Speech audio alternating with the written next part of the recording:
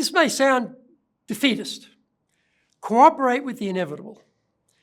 No, I can crash through, I can go under, I can go over, I can go around. I'm not going to cooperate with the inevitable. I'm going to fight.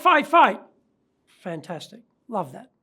However, often when we take that attitude of I will somehow overcome even though it's impossible to overcome, we stress the hell out of ourselves. Sometimes maybe we're killing ourselves through the stress for no good reason. Maybe there are certain circumstances where the train is heading your way and there's no way you can stop it, okay? It's going to smash into you. You just cannot stop it. So in that case, you have to think, well, look, I can't stop it. How can I go with it? How can I find some way within this disaster to find something good or something less damaging?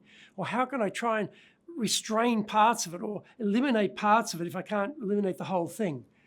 Change our mindset into, okay, I can't stop it, it's impossible, but can I ride it? Can I navigate it? Can I minimize parts of it? Can I reduce some of the issues a little bit? Look for those things rather than thinking, I'm just going to keep pushing and then drive yourself into a hospital bed through stress.